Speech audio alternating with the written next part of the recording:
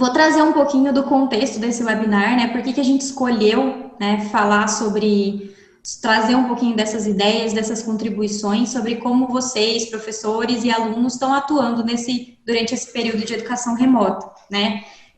A gente já falava muito de ensino híbrido, de sala de aula invertida, dessa mescla entre o presencial, entre online, das metodologias que essa mescla propiciava, então a sala de aula invertida, a rotação por estação, trabalhar com projetos mesclando, né, o online e o presencial. Só que tudo isso eram possibilidades, eram coisas que o professor podia escolher ou não fazer, né? Ele podia fazer um dia, podia não fazer outro dia. E aí, diante desse cenário da pandemia, isso não se tornou uma escolha, né? Então, hoje, a tecnologia digital possibilita que o professor continue passando conteúdo para os alunos, possibilita que os alunos continuem aprendendo de alguma forma. Então, a educação remota não foi uma escolha, né? E não foi uma escolha, e vocês não tiveram um tempo de adaptação, né? Não tiveram um tempo para que essa transição ocorresse. Aconteceu tudo de uma forma muito rápida, e essa eu acho que é a grande diferença da educação remota e da educação à distância, né? Então, a educação remota, ela veio para permitir a manutenção da aprendizagem. Então, os materiais que vocês tinham, apostilas, livros didáticos, ou material próprio que a escola usava, eles não foram planejados para uma educação remota ou para uma educação à distância. Eles foram planejados para uma educação presencial, né? Então, não tinha, por exemplo, uma metodologia específica, não tinha um professor preparado para isso, não tinha um aluno preparado para isso. Diferente da educação à distância, que é uma modalidade que se estrutura para ser à distância, que foi planejada desde o início para ser à distância. Então, você tem um material específico para isso, um design desse material todo preparado para isso. O aluno, ele escolhe fazer um curso na modalidade à distância, sabendo que ele vai ter um cronograma fixo, as videoaulas disponíveis para ele assistir no momento que for oportuno para ele. Então, acho que é importante a gente perceber essa diferença da educação remota e da educação à distância, tá? E aí, dentro desse contexto, como isso foi um processo de adaptação muito rápido para todo mundo, a Scaffold decidiu lançar essa ação, que é o Juntos pelos Alunos, que tem como objetivo apoiar pais, professores e alunos, nesse contexto, trazendo materiais inéditos, né, que a própria equipe da Scaffold produziu, que traz dicas, contribuições, tanto em relação a conteúdos, quanto em relação ao gerenciamento, organização, produção de materiais, né, com algumas dicas para o professor produzir material, e também materiais de curadoria, que são materiais que já existem, né, que foram selecionados para que também pudesse ajudar, né, para que um pudesse compartilhar com o outro e tudo mais. E aí, hoje, a gente decidiu fazer esse webinar, porque a gente tem diferentes contextos, professores que têm diferentes ideias, diferentes dificuldades, diferentes dúvidas. Eu acho que cada um pode trazer um pouquinho a sua contribuição dentro do seu ponto de vista, né, da sua perspectiva, do seu contexto. A Isa, que é a aluna, também trazer, né, a percepção dela em relação a todo esse cenário. Então, desde já, eu agradeço muito a participação de cada uma de vocês e convido vocês a se apresentarem. Então, professora Lilian, queria que você falasse um pouquinho de você e se apresentasse para nós, por favor. Oi, Thaís, eu que agradeço a oportunidade. Eu sou professora de artes da rede particular aqui em Bauru. Eu atuo há 11 anos na Escola Farsi, mas já tive um caminho também no estado. Eu escolhi as artes como prática educacional visando mudar o mundo que a gente vive, e eu leciono há 13 anos, né, nesse contexto educacional. Obrigada, Lilian. Professora Ana Paula? Obrigada pela oportunidade também. Eu estou no estado já faz quase 7 anos, e dentro da sala de aula lecionando vai fazer quase 9. E trabalhei 4 anos na escola particular também, então tenho uma experiência com a particular, com o estado, e antes mesmo de passar no concurso, de estar na sala de aula propriamente dita, eu trabalhei bastante tempo com aula particular. Então, eu acho que eu já fiz um pouco de tudo já dentro do ensino. E também trabalhei só com aulas práticas em outra particular, enfim, tenho uma experiência até que grande, assim, com tudo, com o ensino. Então é legal porque vocês trazem cenários muito distintos e possivelmente têm ideias que vão se complementar e vão ajudar muito outros professores a terem outras ideias. Obrigada, gente. Isa, quer se apresentar, por favor? Obrigada pelo convite para participar aqui do webinar com vocês. Eu estou no 3º ano do ensino médio, eu estudo na ETEC, daqui de Lençóis. Então, o meu ensino médio ele é integrado ao técnico em Química. Então, eu concilio os estudos do ensino médio com o técnico em Química e por estar no último ano da escola, no terceiro colegial, eu concilio esses estudos também com preparação para vestibular. Então você também traz pontos de vista diferentes e tem uma ligação com a Ana aí, né? Sim. É professora de Química. Bom, gente, então, a primeira pergunta que eu queria fazer é se você, vou direcionar primeiro para a Ana, se você já usava alguma tecnologia digital antes de ser obrigada a usar, né? Se você, por escolha, por opção, já fazia uso e se isso era frequente, se não era, e como você fazia isso? Não fazia, então assim, não dá nem para falar se era frequente ou se não era frequente, porque era basicamente lousa e giz, assim, sabe? Porque a parte de exatas, eu creio assim, posso estar falando uma besteira, mas a parte de exatas não tem muito como você fugir daquilo que a gente está acostumado, né? As outras áreas a gente sabe que dá para fugir um pouco mais, dá para você passar um filme, um documentário. Em química também dá, mas é muito mais a parte prática, né? As ciências exatas é um pouco mais complicada por conta disso. Então, nós, professores, nós ficamos um pouco mais amarrados. Então, nessa parte de novas tecnologias, está sendo tudo absolutamente novo, porque as minhas aulas, elas eram bem tradicionais, sempre foram, né, bem tradicionais mesmo. Lilian, você já fazia uso de tecnologia digital, são disciplinas de natureza bastante diferentes, né, artes e química, então vai ser interessante porque a gente vai ter também perspectivas diferentes.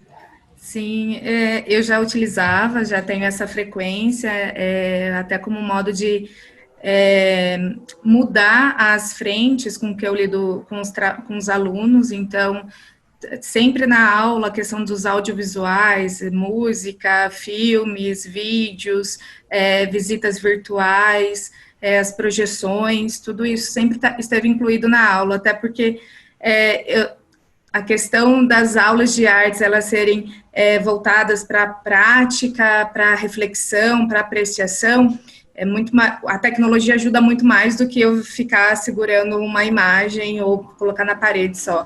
Esse é um recurso pós, né? Mas todas as tecnologias visavam atender esse objetivo nas aulas mesmo. É interessante perceber como o que o professor faz também está atrelado com a estrutura da disciplina que ele ministra, né? Então, alguns professores conseguem trabalhar com uma diversidade de tecnologia, que é a multimodalidade, né? Você explorar os recursos visuais, os diferentes recursos, e tem a questão, como a Ana mencionou, por conta de ser uma disciplina da área de exatas, você ficar um pouquinho mais preso na aula tradicional.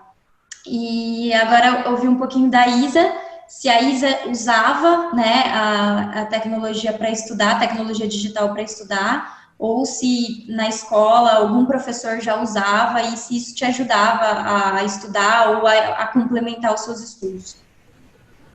Sim, nas minhas aulas na escola, os professores eles faziam uso da tecnologia digital para apresentar algum vídeo no meio da aula, ou até mesmo apresentação por PowerPoint. Então, a gente utilizava dessas maneiras, e eu também sempre busquei complementar o que eu aprendia nas aulas com material extra. E na maioria das vezes eu buscava esse material na internet. Então, aí eu já fazia o uso dessa forma, tanto nas aulas quanto fora delas. Só trazer um pouquinho, que eu acho importante a gente pontuar que o uso da tecnologia digital não faz com que a gente não dê uma aula, não caracterize uma aula não tradicional. Então, é muito mais como o professor trabalha, tanto com a lousa e com o giz, quanto com a tecnologia digital, que vai caracterizar se isso é tradicional ou não, do que a ideia de, eu não uso tecnologia digital, então eu sou professor tradicional. Muitos professores conseguem inovar, estimular a criatividade e, enfim, propor projetos, problemas para os alunos mesmo sem utilizar a tecnologia digital. E muitos utilizam a tecnologia digital e continuam sendo bastante tradicionais. Então, se você passa um vídeo ali e não problematiza, não questiona, não confronta, né, no sentido de convidar o seu aluno para como é que ele interage, né? Como é que os alunos interagem entre si, com o professor e com o vídeo, você vai continuar sendo um professor que trabalha naquela coisa de passar o conteúdo e o aluno só ouvir e absorver, mesmo utilizando a tecnologia digital, né? Bom, a segunda questão, que agora, então, eu queria começar com a professora Lília, como é que você se sentiu quando você ficou sabendo que durante um tempo a sala de aula, o espaço físico da sala de aula não ia existir, então que você teria que preparar suas aulas, preparar um conteúdo para dar para os seus alunos num outro modelo, num outro formato, pensando que vocês não estariam mais presencialmente, fisicamente juntos? Eu acho que eu nem consigo situar o sentimento, na verdade, porque foi muito rápido, né?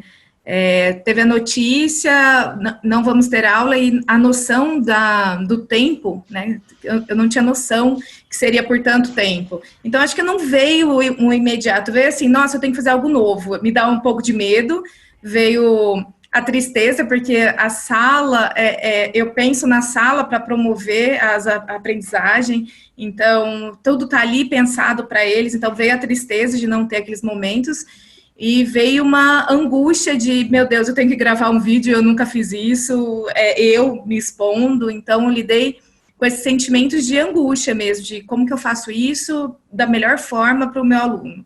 Então, inicialmente foram esses os sentimentos, assim, que eu consigo entender de mim nesse processo. Legal. Ana? Então, apesar de eu não trabalhar cotidianamente com as tecnologias, eu me saí muito bem. Assim, foi uma transição super tranquila, não senti a menor dificuldade. Estou planejando as minhas aulas utilizando várias metodologias.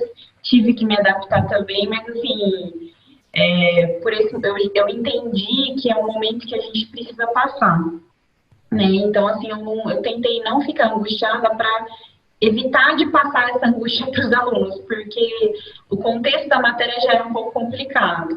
E veio essa insegurança, assim, nossa, mas como é que eu vou fazer, né, para passar alguns conteúdos que eu precisava muito de uma lousa, que eu precisava muito mostrar para eles como acontece, porque trabalhar química é muito complicado, porque é uma ciência de fenômenos, né, a gente trabalha com fenômenos que muitas vezes não são visíveis.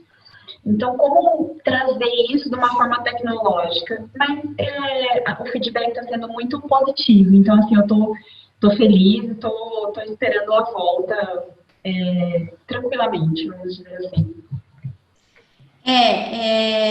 Eu acho que a sala de aula, o espaço físico, ele é muito enriquecedor no sentido do olho no olho, da própria questão da afetividade entre o professor e o aluno, que em muitos momentos é necessário, né? Por mais que você tenha momentos síncronos, né, de simultâneos, em que ambos, né, tanto alunos quanto os professores estão online, né, ao mesmo tempo, perde um pouco aquele olho no olho, o próprio contato do colega, né, dos colegas entre si, para fazer um trabalho em grupo, para fazer uma coisa mão na massa. A Ana, que trabalha muito com atividade de laboratório, experimentação, a Lilian, que deve trabalhar muito com essas questões maker, né, do aluno fazer, aprender fazendo e tudo mais. Então, eu imagino que é uma luta muito grande para que não haja uma perda de potencial de aprendizagem, né? Como é que a gente mantém isso?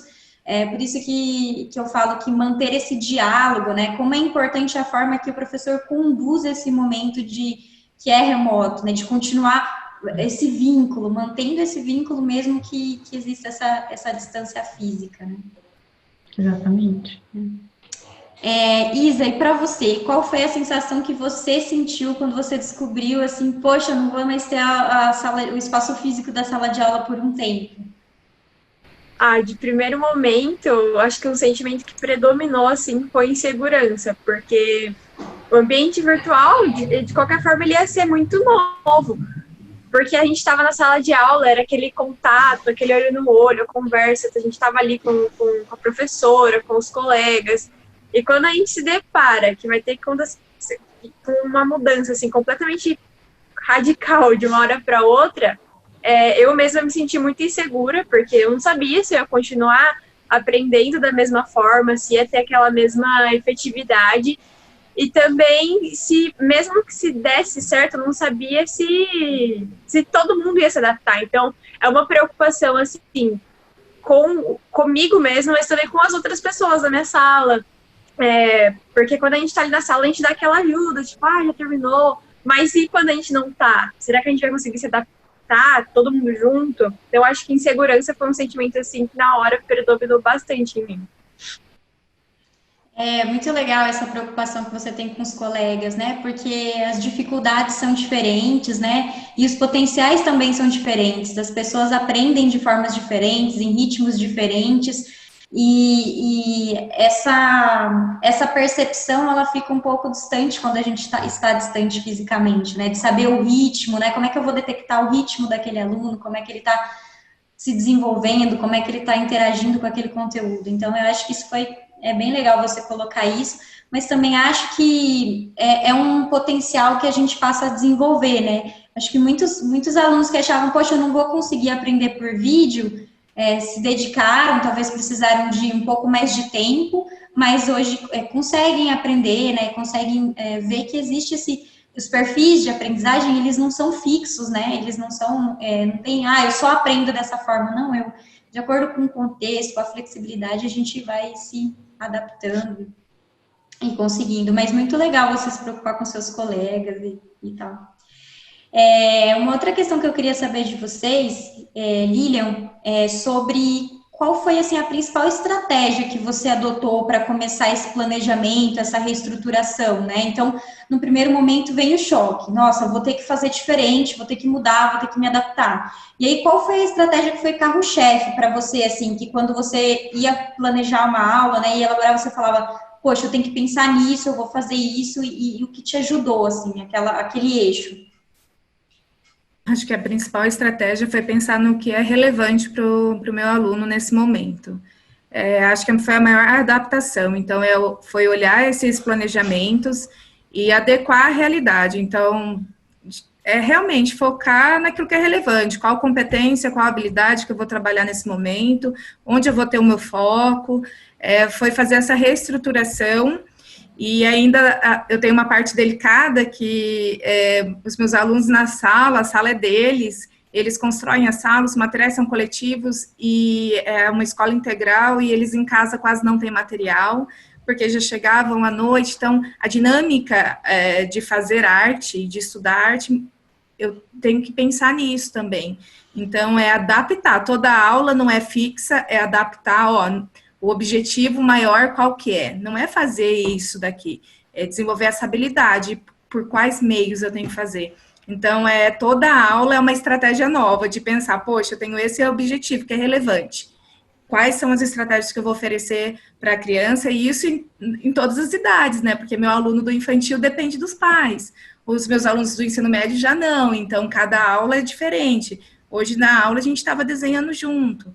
Então, pensar nessa relevância foi a minha maior estratégia. Foi o que me acalmou de imediato, de falar, é o que eu tenho, eu vou focar no objetivo maior e para não ter perdas, né, tão grandes no processo. Essa questão de pensar o que eu quero que o meu aluno aprenda, né? O que no final disso qual é a mudança que eu espero nele? Que é pensar no objetivo e pensar como eu proporciono esse desenvolvimento, né? O que eu faço para esse objetivo ser atingido?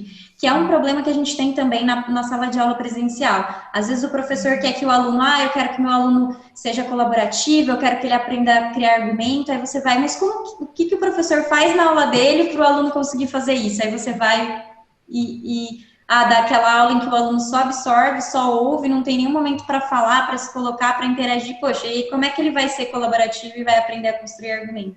Então, eu acho que essa sincronia entre o que você espera, né, o objetivo, o seu objetivo de aprendizagem e como você escolhe uma estratégia, escolhe uma metodologia que propicie isso, eu acho, é um desafio e deveria ser parte do planejamento do professor. Eu acho que é um desafio maior agora, né, porque você tem um pouco esse rol de metodologias um pouquinho mais restrito, né, do que você tem quando você estava na sala de aula presencial, mas ainda assim você fazer essa articulação eu acho que é uma contribuição muito legal, muito importante. Ana, qual foi o seu principal eixo, né, a sua principal estratégia quando você passou a preparar essas aulas para esse contexto? Eu senti um pouco de dificuldade na parte, assim, dos conteúdos, porque dentro do Estado a gente tem que seguir exatamente aquilo que é proposto. E não existe uma liberdade para poder adequar, porque como que aconteceu, né? Quando veio tudo isso, nós acreditávamos que as aulas iam retornar em breve. Então, assim, eu procurei passar alguns conteúdos pensando na volta. E não foi isso que aconteceu. A gente está aí com uma situação que a gente não sabe quando que vai voltar. Então, assim, a minha estratégia tem sido seguir o currículo, seguir o conteúdo, mas sempre olhando para o aluno e para a dificuldade dele. Então, assim, os alunos sempre me procuram, professora, eu estou com dificuldade, será que você poderia fazer aquele exercício? Então, na outra semana seguinte, né, que os planos no Estado a gente está fazendo quinzenalmente dentro da escola de tempo integral. Então, eu estou procurando buscar novamente exercícios e dar a mesma aula, entendeu? Fazer de um jeito que o aluno consiga entender aquilo, porque essa vivência, né, que você falou na sala de aula, que os alunos têm, que a gente tem com os alunos, não está tendo, né?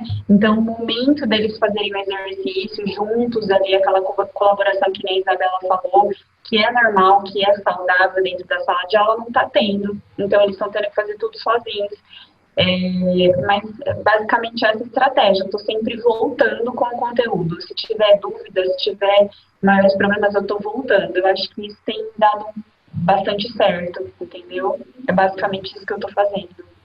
Eu acho que isso está muito relacionado, né? Tudo que vocês falaram com essa questão de não poder dar a avaliação, por mais que ela não seja legítima naquele momento, ela é processual, você vai dando aqueles feedbacks, você percebe quais são as dificuldades, e aí você parte dessa dificuldade, dá uma nova oportunidade, cria uma nova estratégia, e manter isso, né? Manter esse acompanhamento constante, esse feedback do que o aluno não está entendendo, que ele está tendo dificuldade, também é uma questão que é um desafio, e é muito importante você colocar isso, né, como uma das estratégias.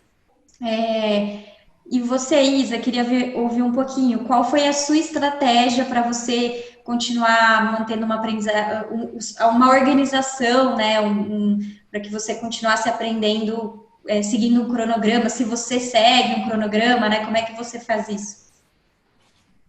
Bom, planejamento antes disso já era muito importante, e agora, então, ele ficou indispensável, né? Então, sim, eu procuro seguir um cronograma.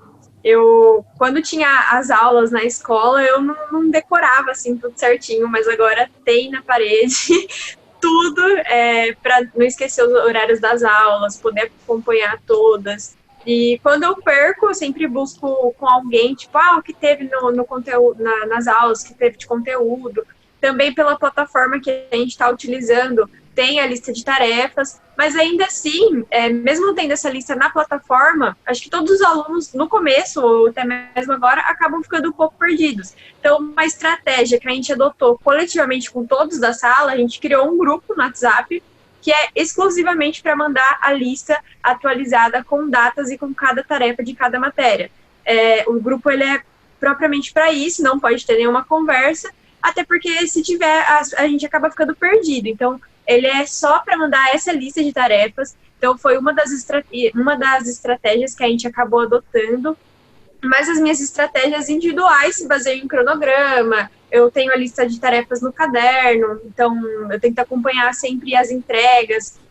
Quando o professor passa, eu tento fazer no dia, ou não esperar tanto tempo para já fazer aquele trabalho e lançar na plataforma.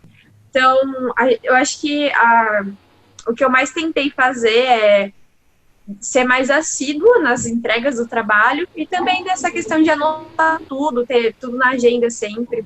Eu acho que isso está sendo bem pertinente para mim nesse momento. Obrigada, Isa. Eu acho que eu achei muito importante essa ideia do Atos, porque partiu de vocês.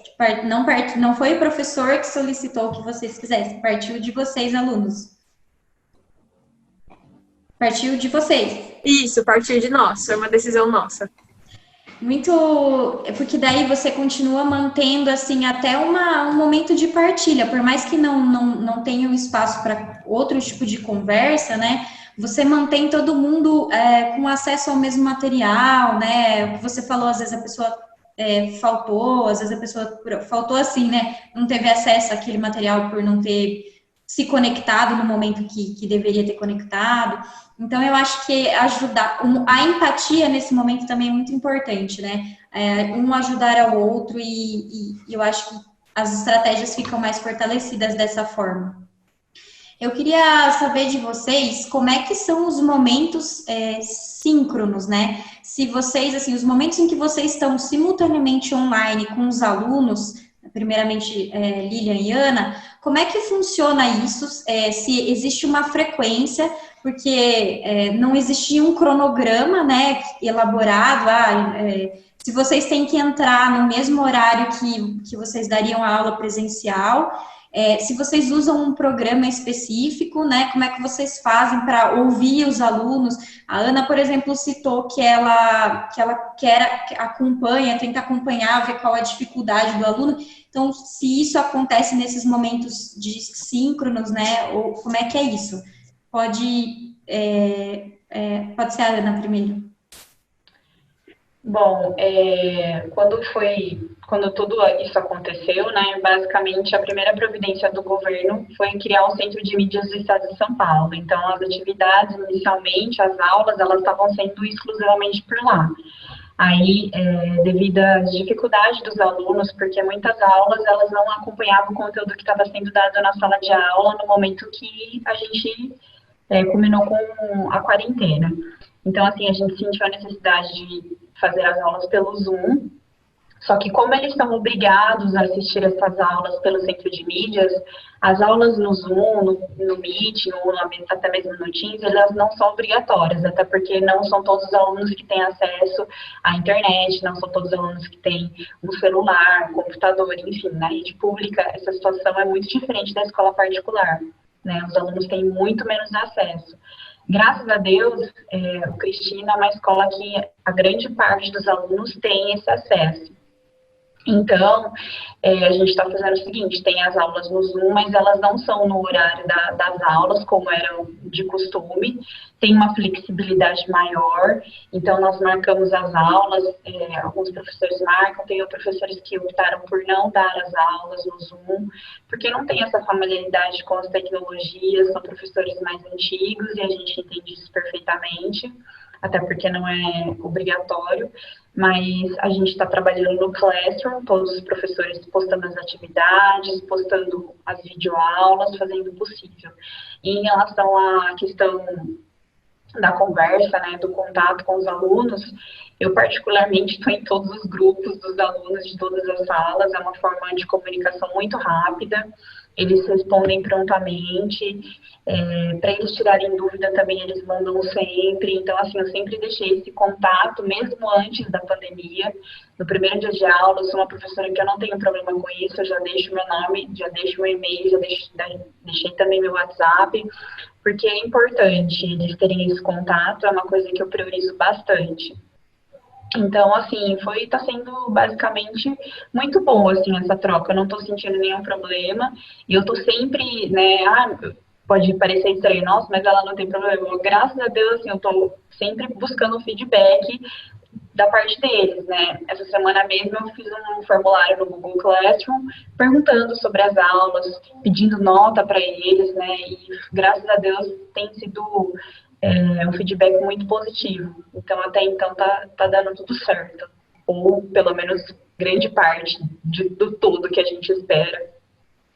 E você grava suas videoaulas usando o celular? Como é que você usa algum recurso específico para disponibilizar essas aulas na plataforma para eles depois? Como que você faz isso? Eu uso o Zoom, e o Zoom dá para gravar, né? Então, nós marcamos as aulas quando eles podem. Geralmente são 11 horas da manhã, eu gosto de marcar. Não gosto de marcar muito cedo, porque muitos estão dormindo, e nem muito tarde, assim, durante a tarde, porque eles têm aula no centro de mídias. Então, não dá para bater uma aula com a outra, porque a prioridade é eles assistirem às aulas do centro de mídias. A ordem é essa. Então, eu marco sempre no Zoom, e as aulas elas ficam gravadas. Se o aluno não pode acessar naquele momento, eu posto as aulas no Classroom. Daí ele tem acesso a essas aulas, entendeu? E você, Lilian, como é que você tá fazendo? Como é que você tá lidando com essa parte? Bom, acho que primeiro para essa parte é ter muito apoio da escola, e todo momento a gente está revendo como fazer isso. A escola já tinha uma plataforma, ela não era um meio, né? Ela era o recurso que a gente usava, e agora está sendo um meio. Então toda a concentração de aulas nossas são postadas lá. E cada semana eu revejo o que eu vou fazer, porque o meu público é do infantil ao médio, então são recursos diferentes que eu tenho que proporcionar para eles, né? Então, contando com a escola, com cronogramas, a gente tem as webs, os momentos síncronos já organizados. Então, só não tenho com o infantil ainda. Então, com a infantil eu gravo vídeo, então eu gravo com o meu celular, improviso um tripé ali e tento fazer um vídeo rápido, porque são crianças pequenas, demonstrando o que eles vão fazer, coisas que eu já trabalhava com eles na escola. Então, é um meio de manter o vínculo, deles me verem, e isso, tentar engajar mais eles ali. Agora, com os maiores, eu também gravava vídeo, postava junto com as aulas, só que eu via que não estava dando muito retorno, então a gente trocou pelas webs. Então eu posto a aula, o conteúdo, e a gente faz junto, quinzenalmente, né? A aula é postada, mas se eles não fazem antes, aí vai fazer junto comigo na web, que já é agendada quinzenalmente. E com o ensino médio e fundamental eu tenho toda semana, a gente faz junto as aulas mesmo, esses momentos. E os canais de comunicação são todos, assim, e-mail, a plataforma, o WhatsApp. O quanto mais os maiores me buscam mais, né? Porque eles têm autonomia, eles sabem buscar, eles pedem ajuda, então eu faço momentos bem individualizados, e procurando estender flexibilidade muito com eles, assim, porque os prazos, a dinâmica muda muito em casa, então é uma comunicação constante com eles. É muito interessante ouvir como as estratégias são diferentes por conta de você lidar com todos os ciclos, né? Então, você lida com alunos de diferentes idades, e aí você precisa direcionar, como você falou, personalizar, né? De acordo com a necessidade, de acordo com o contexto. Eu até achei interessante que você criou aí um modelo de sala de aula invertida, em que o momento físico, né, o momento de presencial virou síncrono, né? Então, eles fazem algo antes, e aí vocês têm um momento de partilha que é praticamente uma sala de aula invertida, mas como a gente não pode estar junto fisicamente, você transformou esse espaço, esse momento do espaço físico no momento de encontro simultâneo, né, em que vocês trabalham esse conteúdo. E eles sentem muita falta, né? A questão eu tinha 1h20 na semana com eles, e eu conheço cada aluno, a dinâmica, o tempo, o ritmo que você já falou antes, então eu sei que um aluno termina em uma aula, tem aluno que vai demorar 3, e fisicamente eu tinha estratégias para fazer isso, agora online fica mais difícil, porque é um momento, e aí eu tenho 25 alunos na web falando comigo, e o tempo está correndo, e querem contar de outras coisas, então é muita coisa para administrar nesse momento. E a idade vai falando a necessidade também, e eu vou adequando cada semana. Isso. Mas eu acho que tanto a sua fala quanto a fala da Ana, elas se encontram nessa preocupação com o aluno, né? Uhum. Então, por mais que a gente traga o aluno, né? O aluno, esse protagonismo agora, ele é essencial, né? Do aluno, mas esse trabalho do professor de identificar as dificuldades, de mapear a melhor estratégia, a melhor metodologia, mostra muito que, apesar das dificuldades, existe uma forma de fazer, né? Vocês têm contextos diferentes e, no entanto, trouxeram alternativas, trouxeram possibilidades, lógico, enfrentando dificuldades, mas essa dificuldade não foi maior do que proporcional que vocês precisam proporcionar, que é uma aprendizagem com qualidade para os alunos de vocês. Então, acho que as falas são muito convergentes nesse sentido, né? A gente pode trazer aquela postura um pouco mas nada dá certo, mas eu não consigo, mas é difícil, ou a gente pode trazer, não, existe dificuldade, né? Existem alguns empecilhos, mas a gente precisa focar no que a gente quer contribuir, em como a gente pode contribuir e fazer o melhor com aquilo que a gente tem, né? E aí, então eu não preciso ter uma super estrutura, né? Não preciso ter uma super plataforma, uma super... Nossa, que nem eu achei, a Lilian falou, eu pego meu celular, ponho num tripé e tal. Poxa, gravou a aula, se aproximou dos alunos, passou a sua mensagem, né? Então, acho que isso é muito legal. E agora ouvir um pouquinho da Isa, né? Como é que é para você esses momentos de encontros simultâneos com seus professores, se eles existem, e se eles são significativos para você, assim, ou se eles não são necessários, como que você encara isso? A gente faz esses encontros, são nos horários das aulas, como já eram antes da quarentena, então, se de manhã, na primeira aula, é uma aula de português, então a gente faz um encontro com a professora de português, mas são flexibilizadas, os alunos, às vezes alguém não pode estar presente naquela aula, então ela é gravada e disponibilizada na plataforma, e aí os professores, eles tentam passar o conteúdo de uma forma que a gente consiga entender, ou ele disponibiliza alguma videoaula do YouTube, tenta adaptar de um jeito que todos os alunos consigam absorver aquele conteúdo, e grande parte da aula fica para discussão, para a gente expor as nossas ideias, falar o que a gente entendeu, ou falar o que não ficou tão explícito.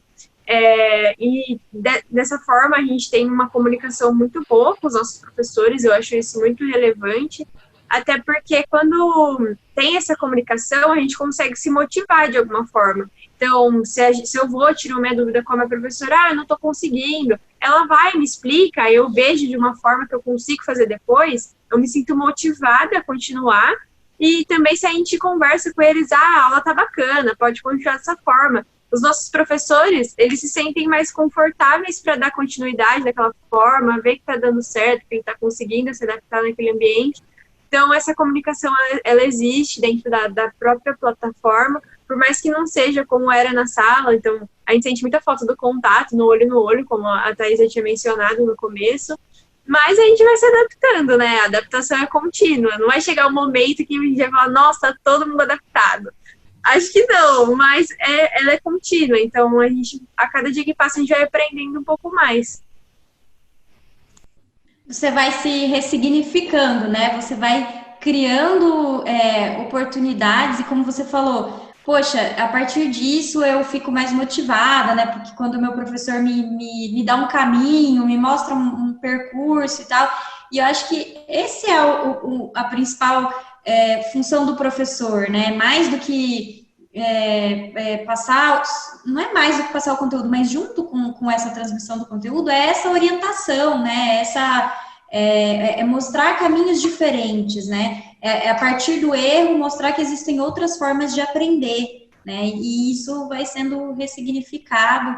E interessante ver como você consegue enxergar, né, potenciais de aprendizagem nesses momentos, né? Então, poxa, eu tenho um encontro, eu tenho a oportunidade de dar um feedback para o meu professor. Eu achei que a Ana também falou sobre isso, né? Achei muito legal quando você falou que você passou o Google Forms. Então, esse feedback, ele não tem que ser só da gente do professor para o aluno, ele também tem que ser do aluno para o professor, né? Porque o professor tem que sempre estar olhando para a prática, onde ele pode melhorar, porque tem coisas que às vezes o professor não enxerga por conta, mais que ele tenha muita experiência, e o aluno traz essa contribuição. E aí o professor tem vários insights e vai ressignificando e vira um processo, acho que contínuo, como a Isa falou, né? Uma adaptação que nunca vai chegar no final, né? A gente vai se adaptando, se adaptando, se adaptando. Mas eu fico muito, muito feliz de ver que todas vocês trouxeram essa preocupação, né? E essa questão de como é que está o meu aluno, como é que está o meu professor, né? A Isa dando feedback para o professor e recebendo, e a Lilian e a Ana dando feedbacks e recebendo feedbacks dos alunos. Muito legal.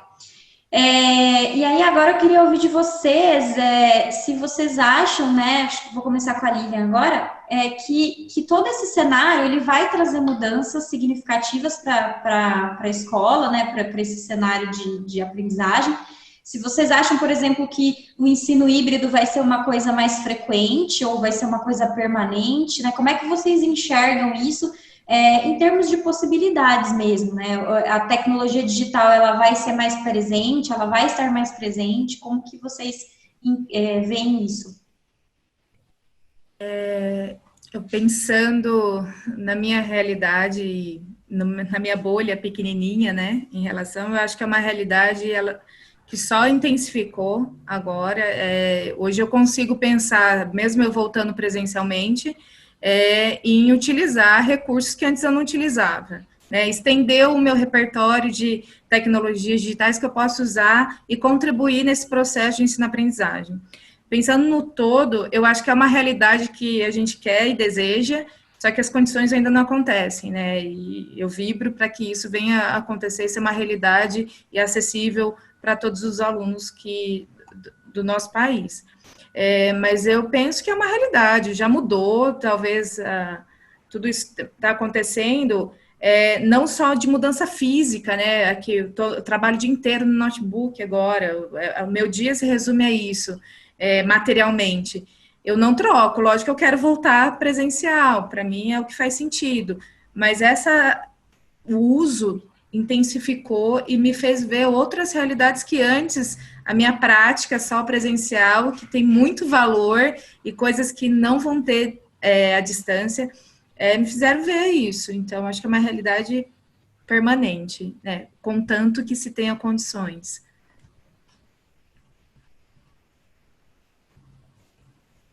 Desculpa.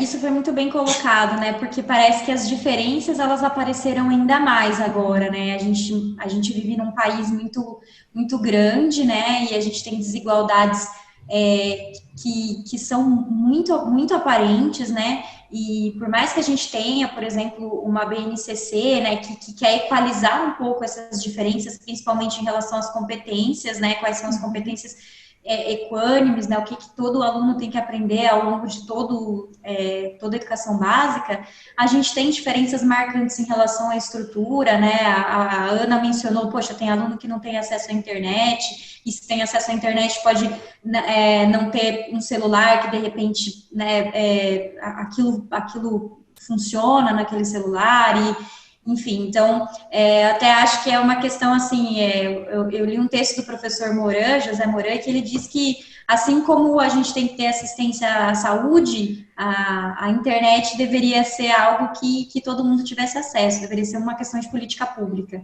né? Então, é muito bem colocado, achei muito pertinente da sua parte, Lilian, trazer essa análise que você chamou de dentro da minha bolha, né, que na verdade é o seu contexto, que é bem interessante você enxergar novas possibilidades, mas ao mesmo tempo olhar, né, para o todo e que isso seja possível para todos também, né. Pode falar, Lívia. Eu pensei assim, na verdade, a tecnologia, né, a internet, ela tem que ser garantida por lei. Existem os parâmetros, e está lá na BNCC, na LDB, tudo está lá garantindo que o aluno tem o desenvolvimento pleno da sua cidadania. Se a gente vive num mundo que é cidadão, que a gente espera, que é o que a gente faz educação para formar, porque isso não está sendo garantido ainda. Hoje é o meio, né? A tecnologia está sendo o meio, mas que seja pelo menos o recurso. A gente sabe que esse recurso, essa realidade vai permanecer para quem tem o acesso, mas lá nas pontas do nosso país, lá nas comunidades ribeirinhas, pode até chegar à internet. E como que a gente vai fazer isso? Qual é o ambiente em que isso está sendo produzido, né? Então, é uma mudança significativa, mas que precisa ainda de muita assistência mesmo, né? A própria formação de professores, né? Se a gente está falando, por exemplo, como a Ana também citou, a gente tem professores que não conseguem, né? Não conseguiram se adaptar. Se existe uma mudança muito grande na estrutura da educação, né, como isso está acontecendo, metodologicamente e tal, a gente precisa também olhar para a formação. Se não pode mais olhar para a formação inicial nesse momento, porque os professores já estão em exercício, então vamos olhar para a formação continuada. Isso também tem que ser uma coisa garantida, e eu acho que isso também foi uma dificuldade. Os professores não foram treinados, eles não receberam uma formação para lidar com tudo isso. E então a gente precisa capacitar professores para ter essa competência digital, né? E como é que isso vai ser assegurado, né? Então talvez os professores jovens, eles têm uma facilidade maior de adaptação, né? Até de autodidatismo, né? De conseguir aprender aquilo sozinho, de não depender de outra pessoa. Mas a gente tem que pensar nesses professores que têm uma experiência muito grande, mas têm a dificuldade de lidar com essas tecnologias digitais, né? Ana, e você? Como você pensa sobre isso? É o que a Lilian falou, é uma demanda que veio, não tem como a gente retroceder, mas é muito importante, eu super defendo, mas mais do que isso, né? A gente tem que pensar na prática escola. O que é escola? A escola é vivência. Então, assim, nada vai substituir essa vivência do professor. Eu acredito muito nisso. Que a escola ela é muito mais do que o conhecimento, né? A vivência. É o que você falou inicialmente, é o olho no olho, aquele contato. O que a Isabela falou, essa preocupação, essa formação de amizades, enfim, tudo isso. Então, eu acho que isso nunca vai poder morrer. Eu acho que é isso que é o mais importante. Talvez para o ensino superior, que é uma outra realidade, dá para a gente pensar, enfim, é plenamente possível.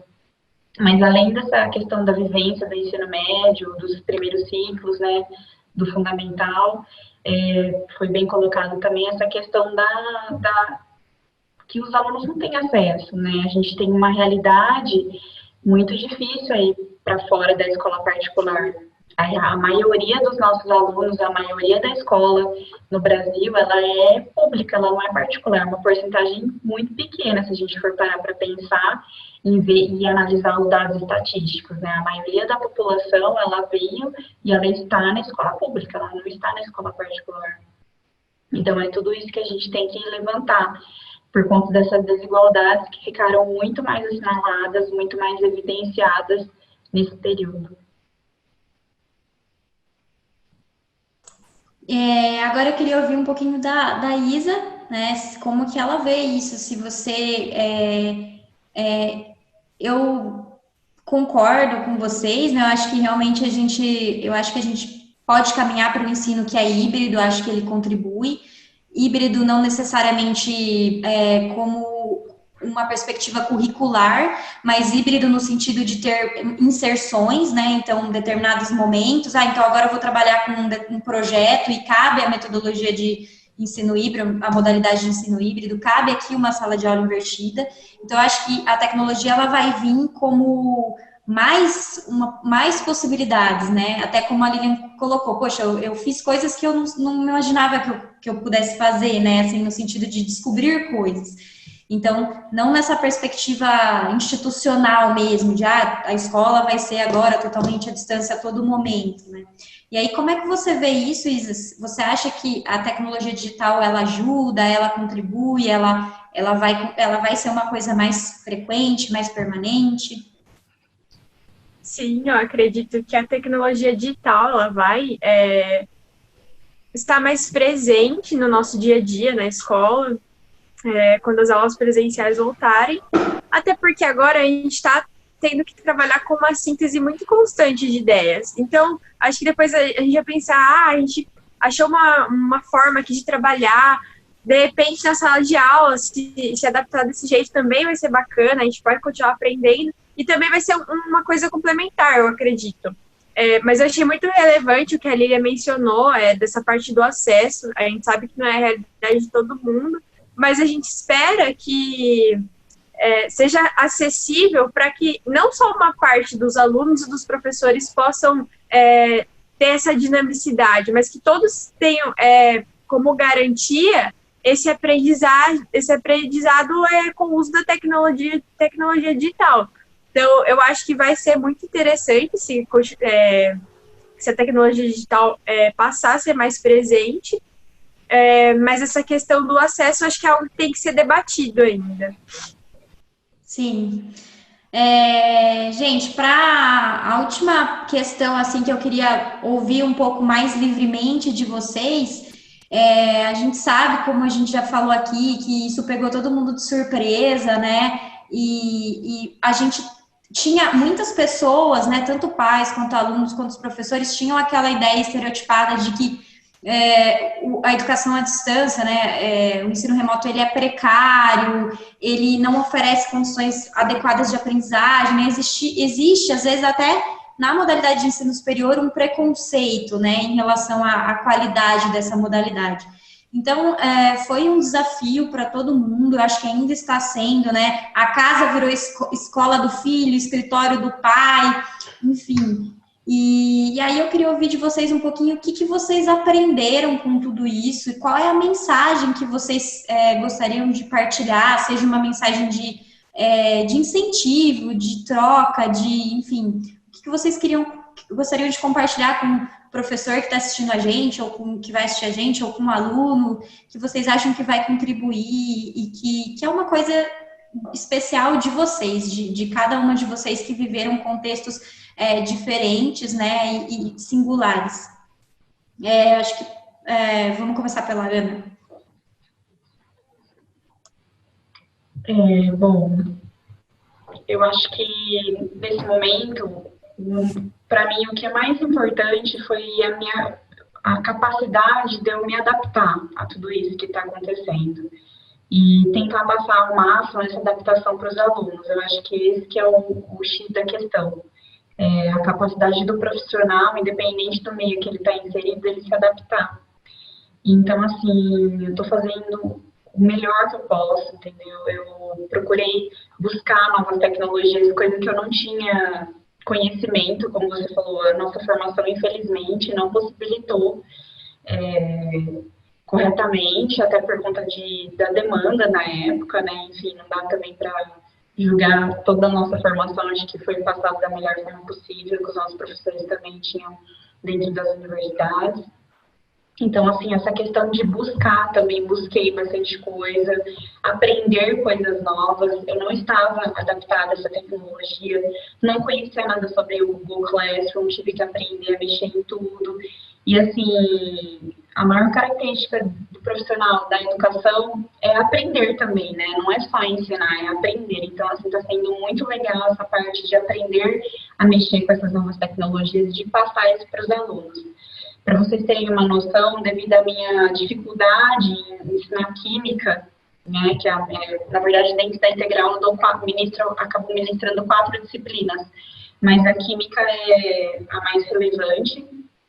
Eu precisei comprar uma mesa digital, então eu digitalizo absolutamente tudo. Eu escrevo, tem uma lousa que eu escrevo normal e aparece projetado para os alunos. Então, assim, eu não sabia que tinha esse recurso. E conversando com uma outra professora que dá aula numa escola particular, ela falou, olha, Ana, tem esse recurso, eu comprei, eu adquiri, vale a pena. Então, eu acabei adquirindo também. Então, acho que isso que é importante ser falado, que o professor, ele está se esforçando sim, e que é o momento da sociedade olhar para a nossa profissão, que é tão desvalorizada dentro do Brasil, e valorizar mais o professor no nosso trabalho. Porque esse momento não está sendo fácil, tanto para os alunos, mas quanto os professores. Se fala muito em saúde mental do aluno, e eu ouvi falar pouco da saúde mental dos professores nesse momento.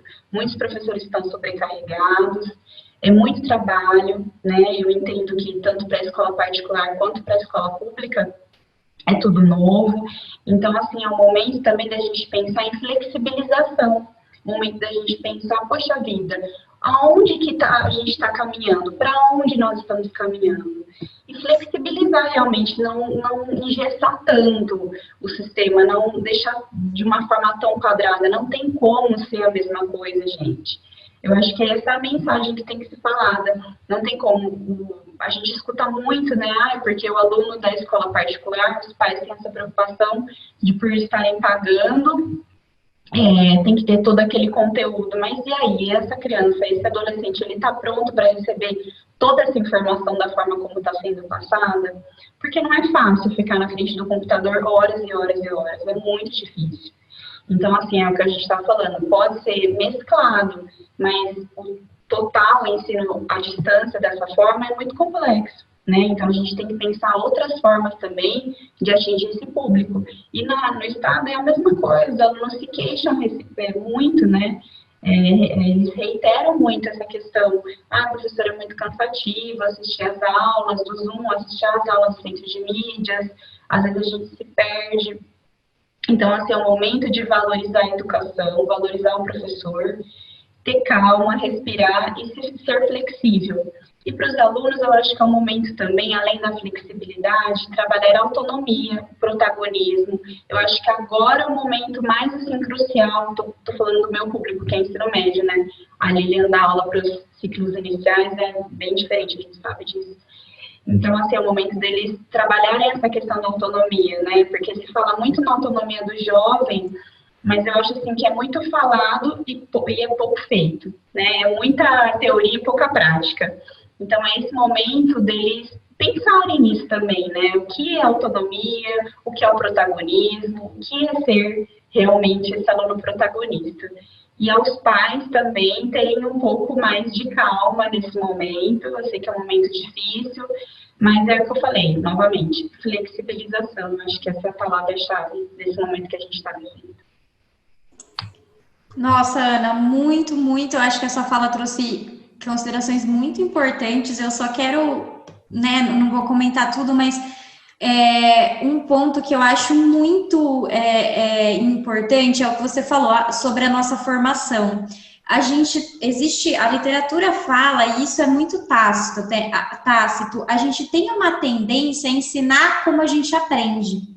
Então, como a gente aprendeu, né, no nosso curso, quando a gente fez um curso de formação de professores, no modelo tradicional, é muito difícil a gente se desprender desse modelo tradicional e criar uma pedagogia inovadora, flexível, híbrida, né, com essa riqueza metodológica, né, e possivelmente os nossos alunos, os alunos de vocês hoje, que serão professores, já vão ter a oportunidade de ensinar os alunos deles de outra forma, porque eles receberam um ensino diferente.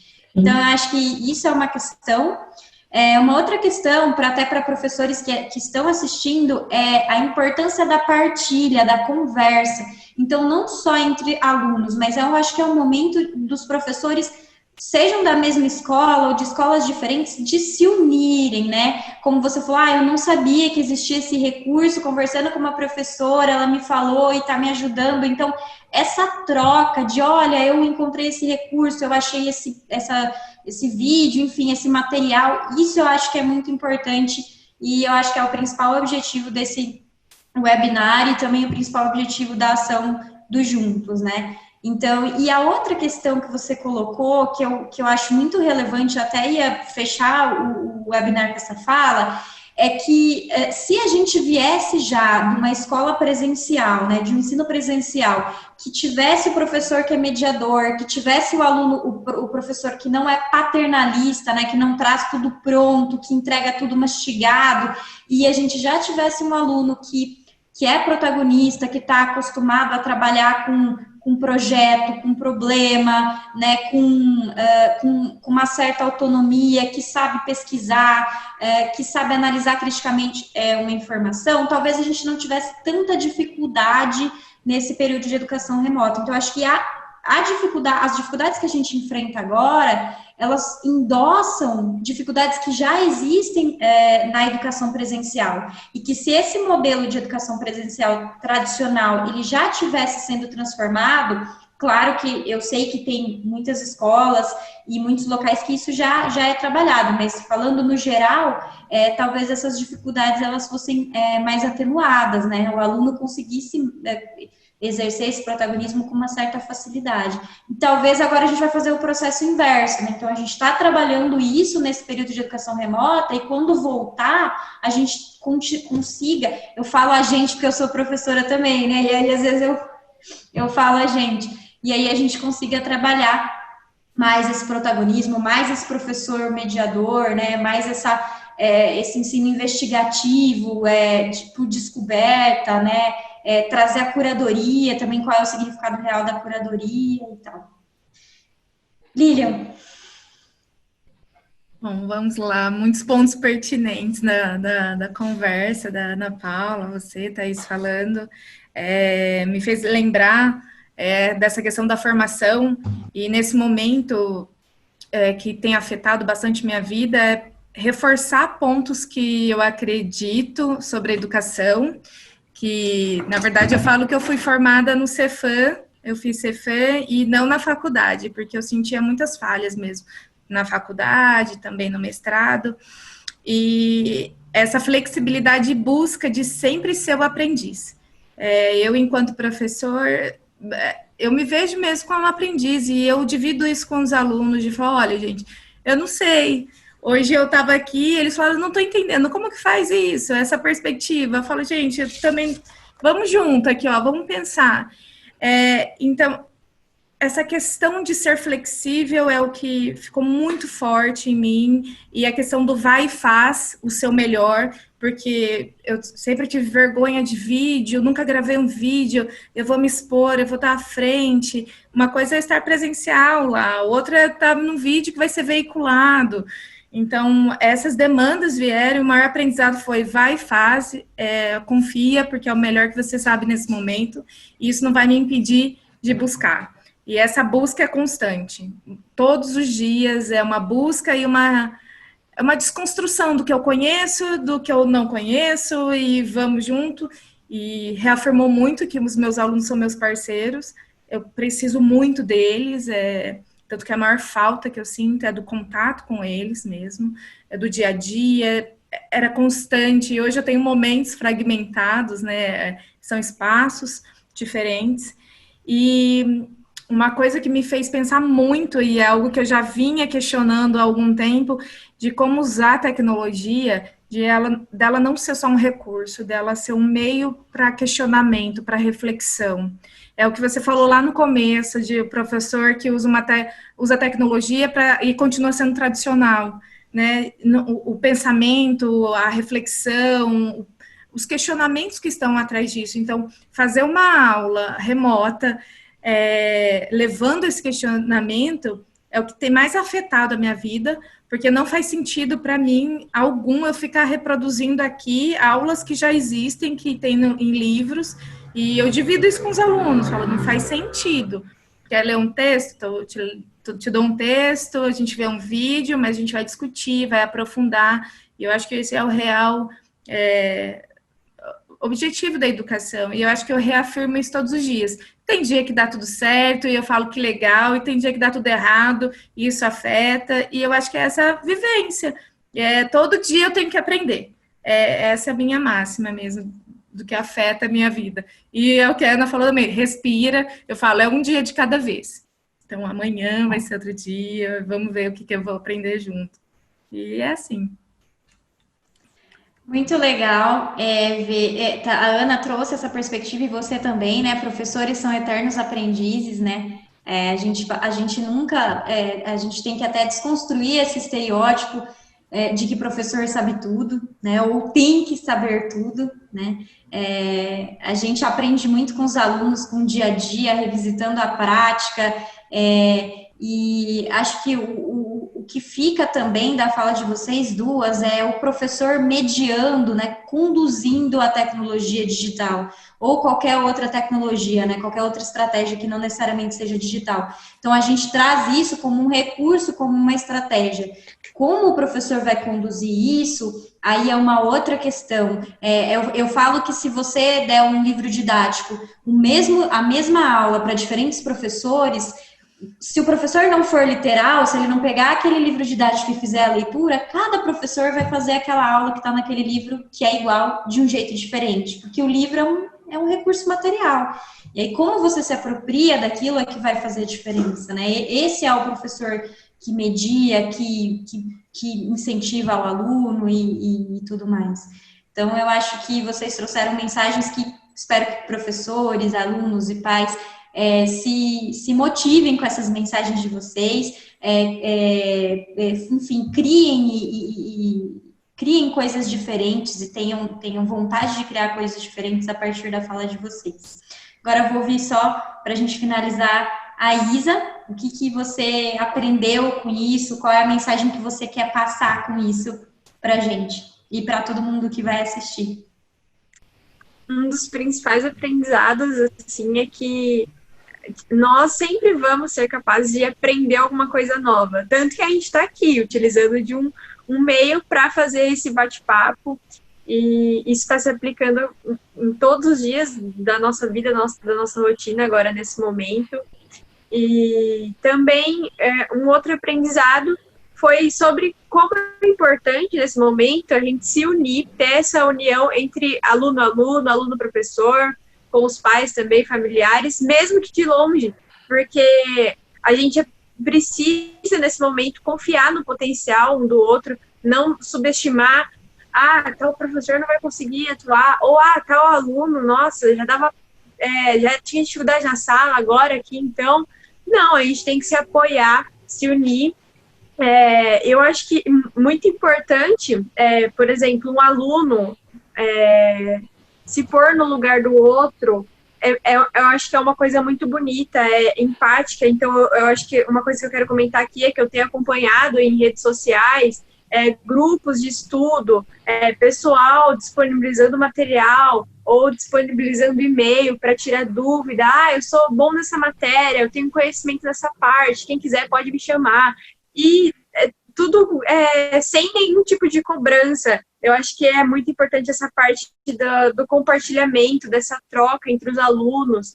E uma coisa que deve ser enfatizada também é essa valorização da profissão do professor, que tem que acontecer depois, não só depois, acho que agora, a gente está vendo quanto é difícil tentar ensinar alguém. Eu vejo aqui na minha casa, minha mãe tentando ajudar o meu irmão a fazer tarefa, ela fica, meu Deus, já é difícil, imagina um professor com 30 alunos numa sala, e aliás, não são 30 alunos, são 300, porque é uma escola toda que o professor tem que lidar. Então, acho que tem que acontecer essa valorização nessa profissão, que é uma profissão tão rica e muito bonita, você dedicar o seu tempo, dedicar a sua vida para compartilhar o seu conhecimento com alguém, ensinar. Então, eu mesma sou muito grata aos meus professores. Então, vocês três que são professoras, parabéns por ter escolhido essa profissão, é admirável. Até porque é dela que vem todas as outras profissões, se a gente for parar para ver. A gente sempre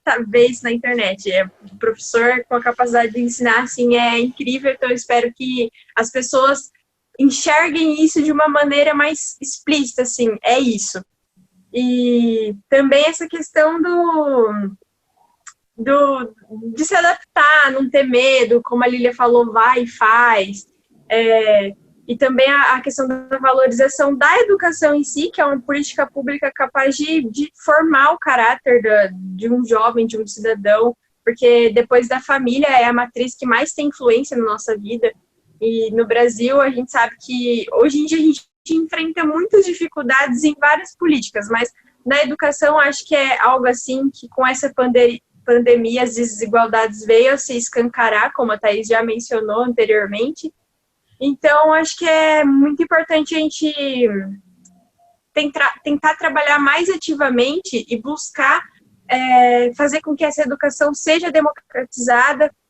Nós, enquanto cidadãos, temos esse poder de tentar buscar por mais políticas públicas que trabalhem isso. Então, acho que são várias perspectivas a serem colocadas aqui nesse momento. Eu pude aprender várias coisas. Acho que essa quarentena está sendo o momento da gente olhar para dentro, assim, pensar como que eu vou atuar nesse momento.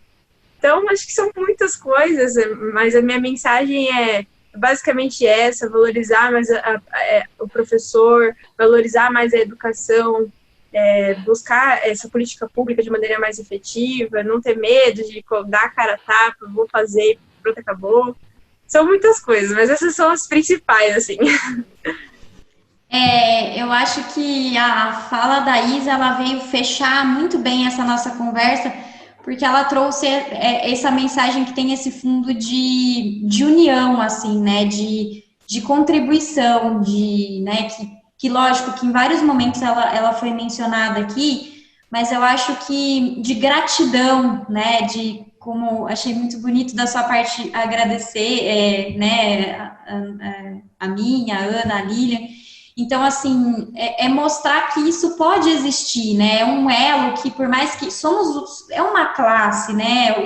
Então, por mais que seja um elo invisível, e que cada um vive uma dificuldade, cada um vive um contexto, olha, a gente trouxe professoras aqui de diferentes contextos e que tem falas muito alinhadas, que tem falas convergentes, então isso é possível, né?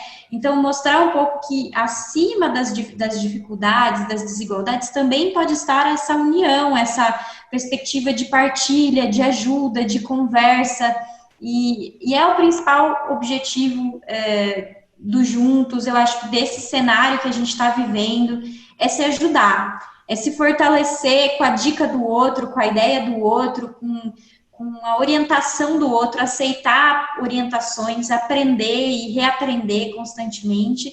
Acho que essa é uma das principais mensagens que a gente quer passar. Então, eu queria agradecer profundamente, em nome de toda a Scaffold, a professora Lilian, a professora Ana, a Isa.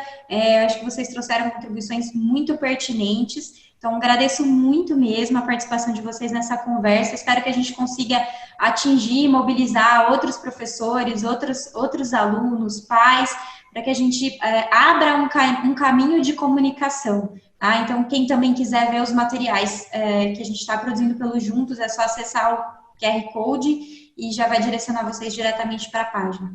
Muito, muito, muito obrigada, gente. Obrigada. Acho que é isso. Eu que agradeço, tá? Para todo mundo.